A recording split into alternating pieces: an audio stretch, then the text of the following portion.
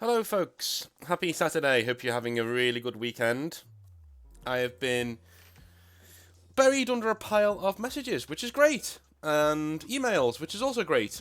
And I'm going through the backlog right now. We are getting to the point where we are now starting to get on top of the mail, which is nice. I'm even using the new mailing system on the Discord server, which has been happily set up by some of my lovely moderators. So, if you like what we do, then like the channel, like the video, subscribe to the channel, do all that fun stuff.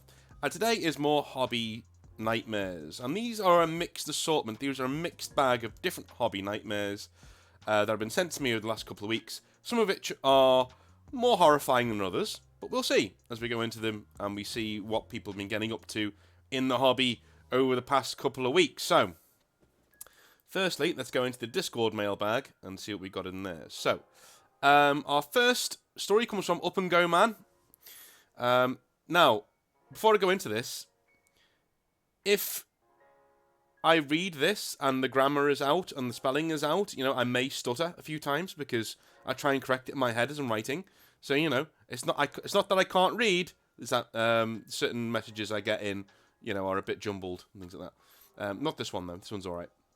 So, Up and Go Man says, "Hey Northern, huge fan of the channel, thank you. Keep up the great work. I got a feels good man story for you to counteract some of the bad ones. Alright.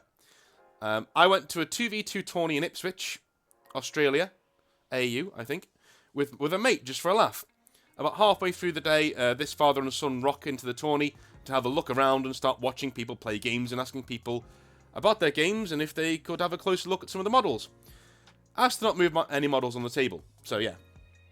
They wanted to look at the slain models, so they didn't have to look at them and move any of the models on the table. That's pretty cool of them, okay.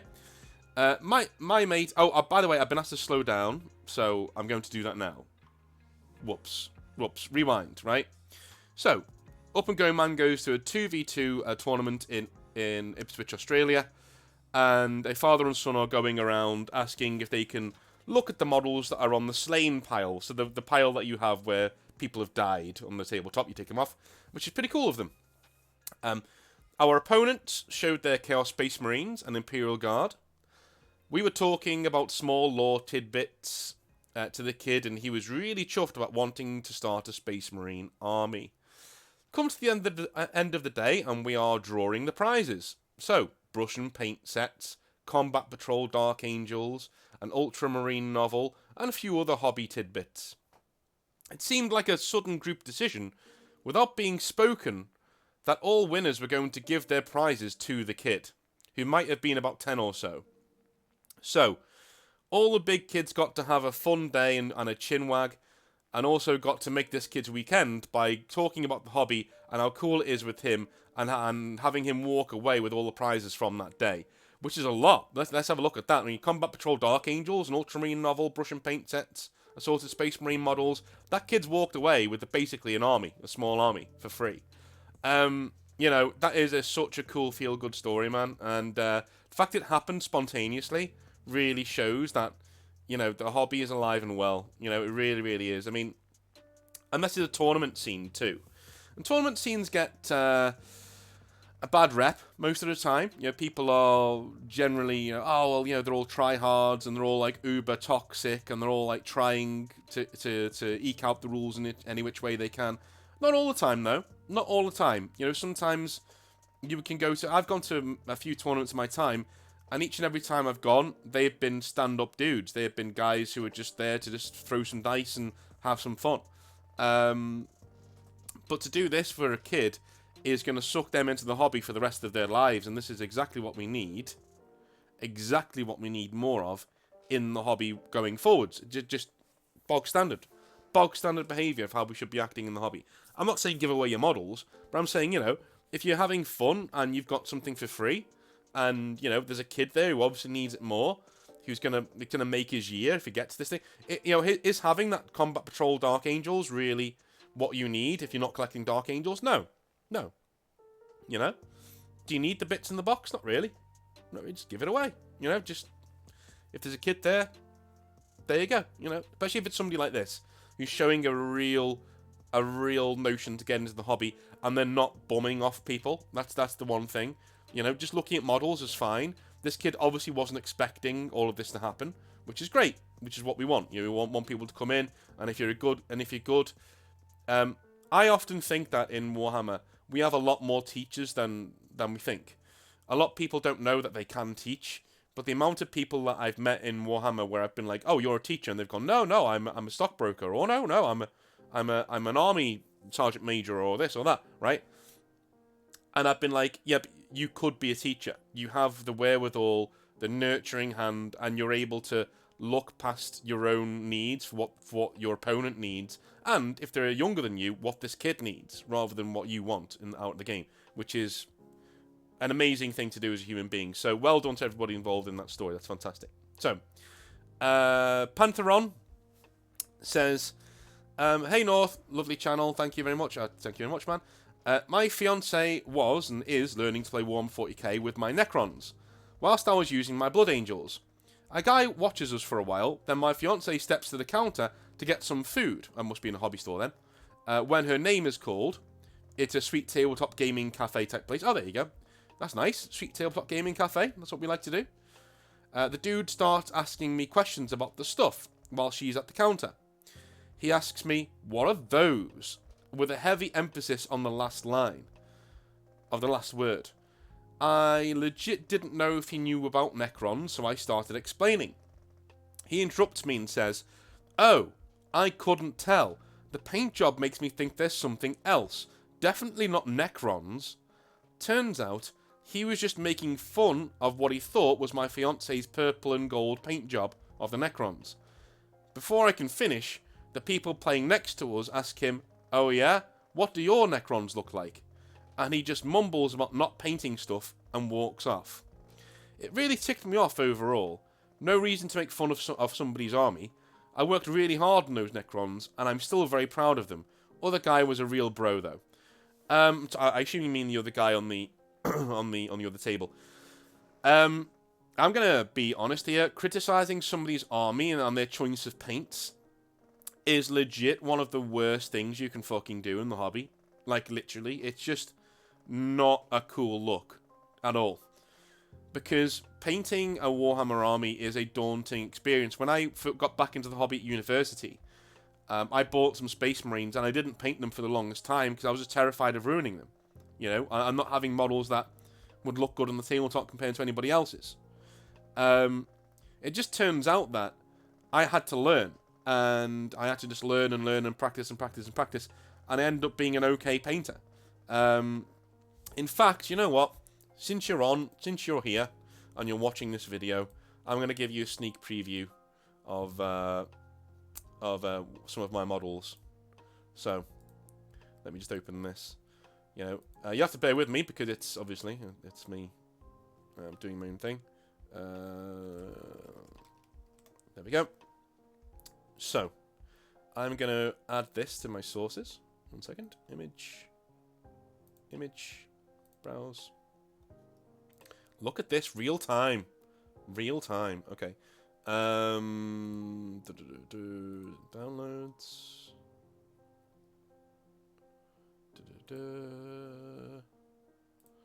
Where did I put that? Not like Discord where you can just throw stuff on and it's all alright. Sometimes you go on OBS and you look for a picture and it's just not there and where you actually put it. There we go. So here we go. These are my own models. And sneak preview. This is the Chapter Master of the Astral Blades, which is my custom Space Marine chapter.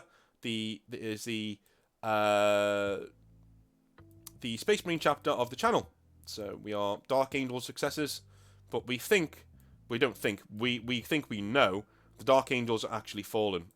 And the Fallen are fallen. Everybody but us is fallen, essentially. But yeah, these are my models.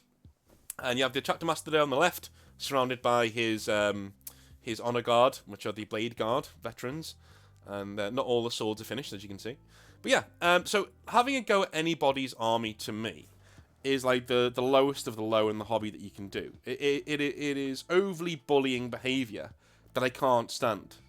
It literally is beyond the pale. I don't understand how you can have that sort of an outlook in a hobby where we're all putting ourselves out there by painting these models. Especially when you've got things like heavy metal and things like that are extremely good, that try and get you into the hobby, but really it's terrifying, None of these models are finished, but you can see the amount of time that you need to spend to get a model up to snuff is a long, long, long, long time.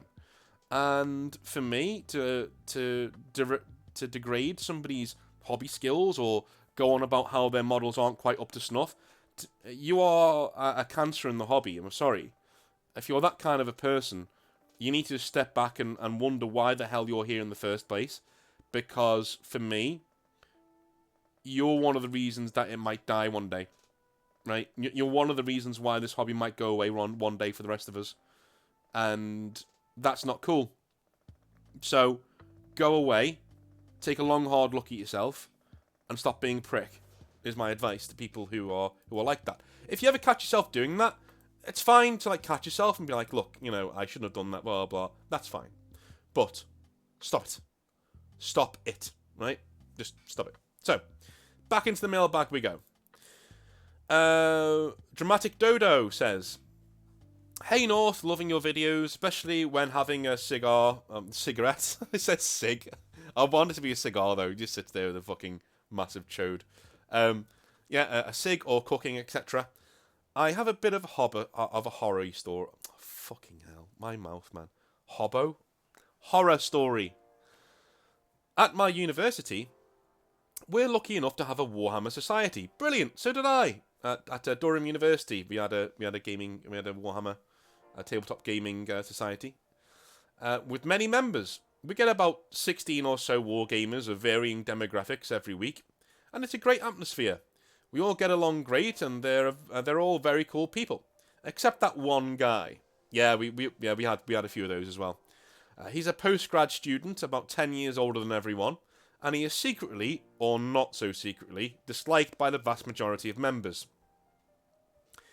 There's plenty of reasons for this, some of which I won't get into. Firstly, he is a power gamer.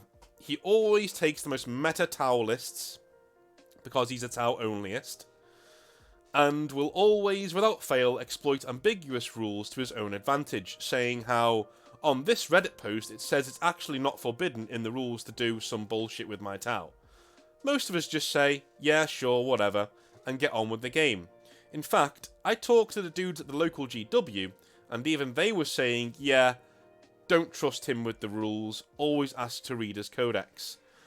Before the Tau Codex came out, he was complaining endlessly about how Games Workshop ruined Tau, and they were so much better in 5th or 6th edition or whatever. Seriously, if you even said, yeah, once to him, he would go on about how great Tau were 4 editions ago for at least 15 minutes. I thought that would be over after this codex drop, when Tau got really powerful, but no, he's still going on about how great Tau was way back when. Every time I've gone against his army with my guard army, he wipes me off the table, not a chance, and I do not want to play him anymore. And I think it's the same for most others at the society, but we're all awkward nerds who hate the notion of confrontation, so he remains untouched. Okay. So, I think that's it. Yeah, I think that's it. So,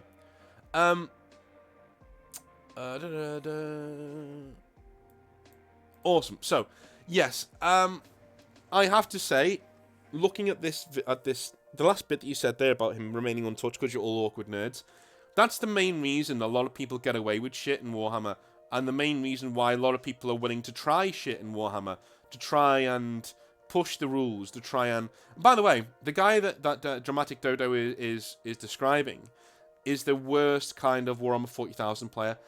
I would rather have somebody who was absolutely diabolical as a player and diabolical as a person, so I can pack up my models and leave, right? I'd rather have that guy than this guy. Because this guy cheats, but he doesn't overtly cheat. He does it in a way that, you know, there's plausible deniability, and calling him out is only going to get people looking at your table and not knowing who to blame. You know, because for all intents and purposes, they're not involved in your conversation. So if you call this guy out and he starts wailing about how you're losing, so that's the only reason why you're having a go at him because you're losing, right? Like, say if I say that to him, if I say, listen, man, you're cheating, you're doing this, you're doing that, and he says, you're only saying that because you're losing, you're just getting beaten, you're salty, right? If somebody else from another table just sees that argument, they don't know who to, you know what I mean, who to get behind, and so that just makes me more frustrated. And so you would likely not say anything to this guy and just make a mental note not to play him again. But it turns out that when people like this are involved in certain groups and they're quite close knit, nobody wants to take that first plunge and say, "Listen, mate, I'm not playing you. You're a douchebag," right? This is something I only learned working for the company. I used to play games against people like this all the time. People who would make up rules on the fly.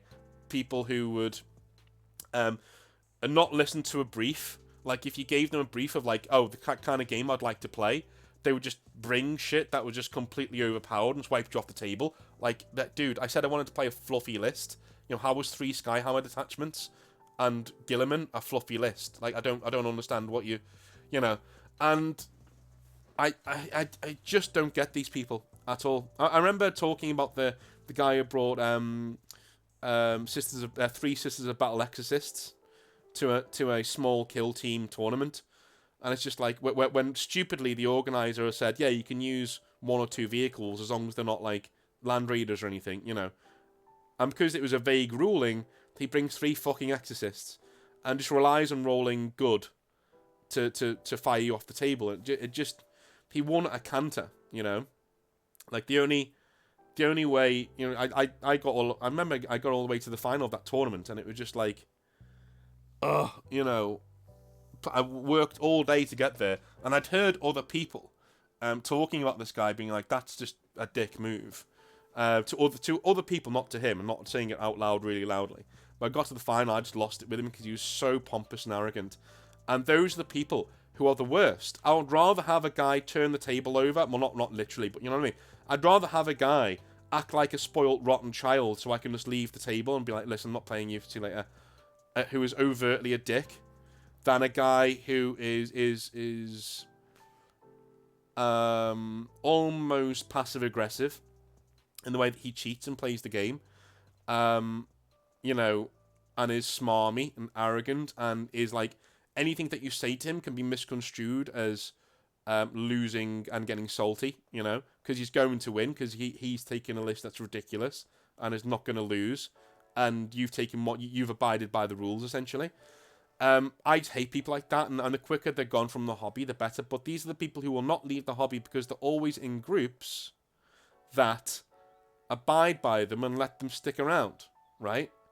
Because we're all nice nerds and want everybody to have a good time, and we don't want to be the guy to rock the boat and ruin the group. But sometimes it's worth that to excise the cancer that is growing in your hobby group. But that's just me. So let's go on to the next. Loyal Rook says, my first game story isn't as bad as some.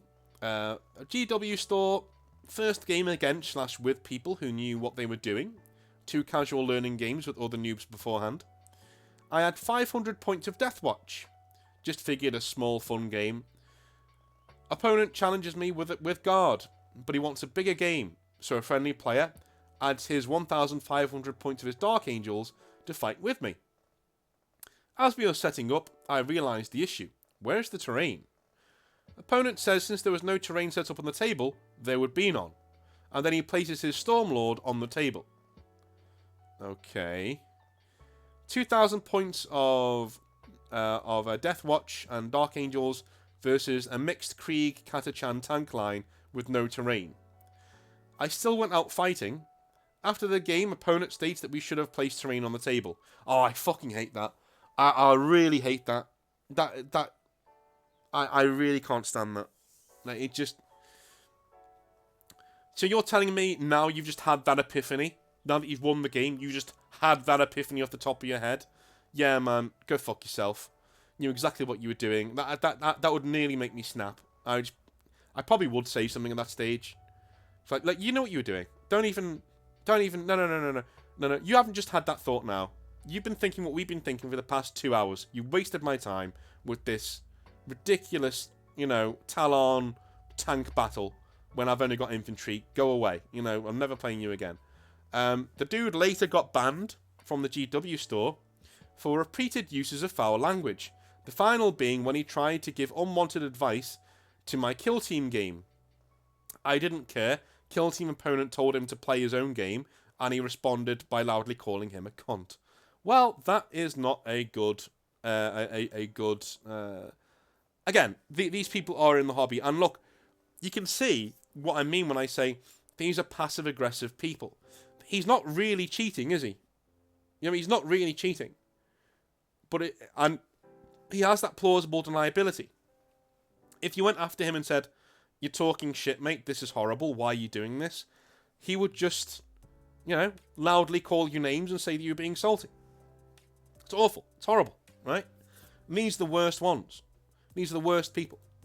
I'd rather have somebody come in and wail and scream and bitch and moan so I can just pack up my models and go away, But anyway. What do we have next? Alright, Dell. And I just got this one today. So this is the last of the Discord ones. I have loads in the old mailbag, but I've got loads of Discord ones and loads of emails. So Dell says, hey, don't really know how this all works or if I'm sending it to the right place, but I have a nightmare story for you. It's not so much a Games Workshop story, it's more of a Forge World story. Let's start with me being a very long time player collector of Warhammer 40,000. Back from Road Trader to current. Alright, so Dell is an old school gamer, ladies and gentlemen. He's been around since the very beginning. I've always believed I would never have an opportunity to get the one figure I wanted from the first time it was available. A Warlord Titan. Okay. Well, it finally happened. I ordered a Warlord. How did you break the news to your wife, Del? Did you buy her a car first and then just like, oh, by the way, I got this toy, How much was it? Oh, it's about 50, 60 quid, Like, the only time you've bagged yourself a unicorn of a wife if you buy a Titan, a Warlord Titan or something like that, and she's just like, oh, that's good, honey, that's nice. Even when you tell her how much it was, Anyway, all was good, and I was aware of the usual shipping times, so I waited. One day, after work, it had arrived a lot sooner than we thought. Ooh. Only 2 weeks, and this big old box was sitting on my couch. Well, I immediately sliced open the tape and started taking inventory. That's when the trouble all began. Firstly, I ordered all the parts to complete said Warlord. However, the shoulder-mounted turbo lasers were nowhere in the box. Turns out, even though they were listed, were not available, so I wasn't charged according to the packing slip. That meant I'd have to reorder them. Continuing the inventory, I came across another problem. Instead of the 2 big red boxes the Titan comes in, I only got 1. The box I did receive had the leg assembly, some shoulder bits, and a number of armor plates. Obviously, this was a problem. I immediately sent a message to Forge World and waited. They got back to me the next day. They profusely apologised for the error and would overnight the missing components. Oh, that's nice of them. They ended up sending the same thing I already had.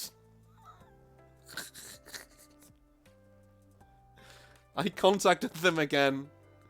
This time, they had me send both of my boxes to them, postage paid, except the shipping box UPS had to ship them in. I could have been reimbursed. I just waited to get the model I paid over $2,000 for. When what started out as 2 weeks became 1 to 2 months. I finally gave my capstone piece. I finally have the capstone piece to my army. Hey, thanks for reading this. Have a great day and continue great videos while I really enjoy listening while I paint. Okay, Del, well, cool. Thanks, man. I mean, I can only imagine how frustrating that is. Because I've had similar frustrations with gaming, like literally computer gaming, this past week with Battle.net and people like that. Essentially, Battle.net wouldn't let me play Warzone because they said, oh, we need to do a security check in your account. We're going to send this code to your mobile number. Okay, fine. But it's an old mobile number. So I was like, okay, well, that's not my mobile number anymore. So I'll go into my settings and change it. And then, then redo the code, get it sent to my new number. Okay, so I go on the website. I click, yeah, can I change this mobile number? Yes, you can. Okay, cool. We're going to do a security check. We're going to send you a code to this mobile number so you can change the mobile number. Bitch, why do you think I want to change the mobile number? I don't have that phone anymore or the SIM card. That's why I want to change it, Luckily for me, I emailed them, and then a few days later they got back to me and nuked the number off my account, and I just made a new one. But still, I completely get your pain when a company just fucks up again and again and again, and you just want what you paid for at the end of the day. At least they were very happy to reimburse you and give you options. That's the main thing. I like that. Always good when a company does that, when they're willing to sit down and say, look, we owe you this, we owe you that, and we're going to sort you out. I like that. So, and as far as I'm aware, Forge World are very like that. Forge World are extremely open to vibing with you and stuff like that. Anyway, so Burbank Elephants. These fucking names. Burbank Elephant says, this is from the emails. When I first got into the hobby in the early 2000s, I hopped on the train and went to the nearest city, as that was the closest Games Workshop store to me. There was a guy who worked there, a specialist in teaching new people how to play the game. He's put those things in quote marks, so I'm guessing this is going to be a real piece of work. He was a chap from somewhere in North America, which was unusual for the area in England I'm from. He was quite abrasive and generally quite unpleasant. He insisted on being referred to by his chosen moniker rather than introducing himself with a real name. Oh, God. Oh, God. Oh, no. No. I ran into this, and this is me talking now, I ran into this absolute douche nozzle in my local city once when I was out for a few drinks. When you go out with rock people and metal people, there's always a few eccentric characters, and that's fine, right? But this guy, this piece of fucking work, insisted on me calling him Pyro. Pyro. To which I said, no, I know your name is Philip. And I'm not 10 years old. You know what I mean? Legit, the guy never spoke to me again. And every single time I joined a group that he was in to have a chat or have a pint or something, he would literally either get up and walk away or look down his nose at me like I was a piece of shit. It's like, because I wouldn't call him by his stupid, juvenile, adolescent, adult-brained name. Like shit like that. Ridiculous. Anyway. So, back to what we were saying. So, he was a chap from somewhere in North America, which was unusual for the area in England I'm from. He was quite abrasive and generally unpleasant. He insisted on being referred to by his chosen moniker rather than introducing himself with a real name. Okay? He asked if I wanted to try playing some Warhammer, which I did. He gave me an army of savage orcs. Okay, so original Warhammer, okay, to use, as he put a small cavalry force of core-marked chaos onto the table. He didn't do much teaching or introducing, just told me how to use a tape measure and then rolled some dice before telling me I'd lost, before announcing to the store, another falls at my hands. What a prick. I'm glad that sort of thing doesn't seem to happen often anymore. I have to be completely honest and say I am quite relieved for you as well, because that would absolutely... Oh my God, if that's my store, that person's getting a stern telling off. Put it that way. Without any, that person's getting a call away from the table, and you do it in a way that everyone knows is getting told off. That's what I used to love to do. So listen, mate, can I have a word? Outside, please. Can I just have a word? Yeah, just leave the models there. I need to have a word with you. And you go out, and obviously, because you got the Games Workshop Blues and Twos on, they'd come out like, hang dog. Okay. You go out, and you talk to them normally, so we had this big window in front of my Games Workshop. I'd pull him in front of the big window so everybody could see him in the store, and I'd talk to him very normally, right? And nicely. I'd be like, oh yeah, it's okay, man. Just please don't do this, please do that. But I would gesticulate with my hand as if I was shouting at him. People just, and he came back in like, oh yeah, pretty, pretty hangdog. And people just thought I was just like wriggling into him outside, which is hilarious. But anyway, that'll be my little way of getting around that. But I'm sorry that was your first introduction to the hobby. What a douchebag. They do exist, unfortunately. And, we need to make sure that when this is happening in our hobby stores, that we do sit down and say, yeah, this guy, go fuck yourself. Another falls at my hands. Because he decided what army you were playing with as well. It's just a douchebag. It's almost respectable how much of a dickhead this guy is. Anyway, thank you very much for watching this video. Love you all long time. Keep them coming in. I've got about another 50 or so emails to go through.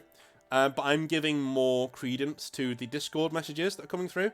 So if you have a horror story or you want to talk to me, there is a fan mail thing on the Discord. Just use it. I always get back to you, even if it takes me a day or two. Love you all long time. Have a wonderful time. Have a wonderful day. And I'll speak to you later on. Have a good one.